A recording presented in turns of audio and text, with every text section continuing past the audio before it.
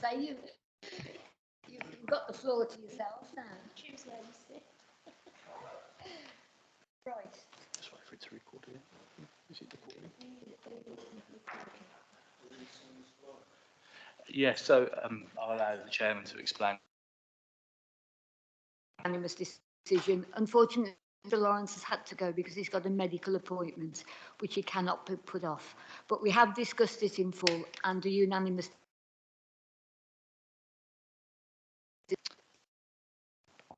Thank you for rejoining us. Before the chairman voices the decision of the committee, I again will announce in open court what advice that are given to the committee during their deliberations.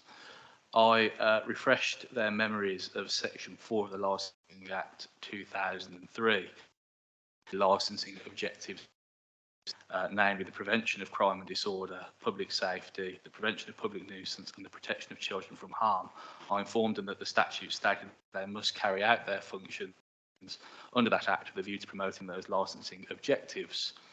I also advised them that as a local authority must have regard to its own licensing statement.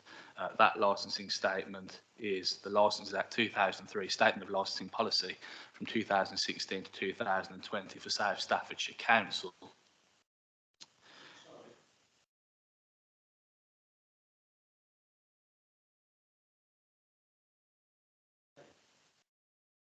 Apologies, yes, you are correct. I've read the wrong policy title, but I did advise them that it was that document. I've got both of them open on my laptop, so I do apologise.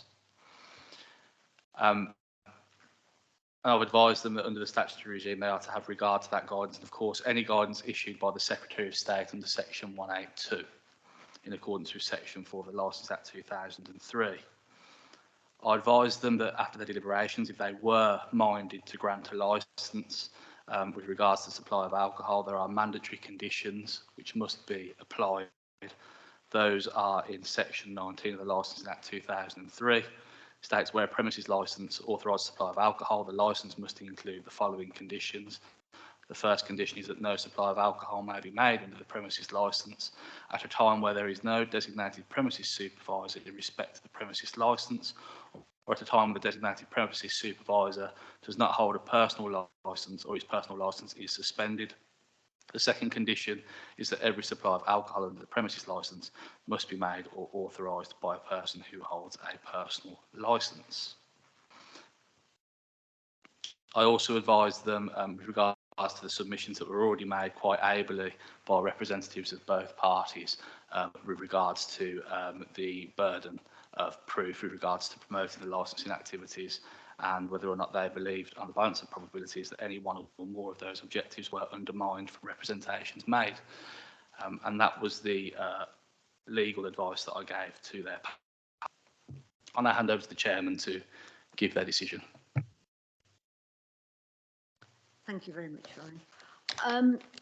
We've heard all the submissions this morning and this afternoon. We've taken into consideration everyone's point of view, and we have made a decision unanimously that a licence be granted, but on revised terms. These are as follows. A premises licence of Pattingham Vineyards on terms as stated below. This has been discussed with regard to the 4 licensing objectives and states of licensing policy of South Staffordshire Council. The licence is granted in terms of amendments by the committee to allow for the objections that have been raised, particularly by the residents. The terms of that licence are as off sale by delivery to be 9 AM to 7 PM Monday to Saturday. That's a change from 9 PM. On Sunday, the hours to be as shop premises 10 AM or PM. On off sales on site by Connoisseur Vineyard Experience tours to be 11 a.m. to 7 p.m. and Saturday to May to October annually. To be 11 a.m. till 4 p.m. annually. Hours open to the public to be 10 a.m. to 5 p.m. Monday to Saturday, and Sunday 10 p.m. Season variations to be 10 a.m. till 7 p.m. Friday and Saturday, that's May to October annually, and Sunday 10 a.m. till 4 p.m. May to October annually. We've taken into consideration the traffic to the residents, and hopefully this will alleviate some of their fears. The business model for tours, 2 tours per day with 2 hours duration between, booking by appointment only, tour parties by 6 to no more than 12 per tour, no parties to be ferried to or from the site by public vehicles, that's buses or anything like that. Each tour to be separated 2-hour period, and wine tasting events to comply with the Portman Group Guide sampling. The additional things that we want to be put into place are all agricultural machinery to be stored, that's stored is secured by a removable metal barriers. We don't like just that simple barrier. These barriers must remain in place when public are on site.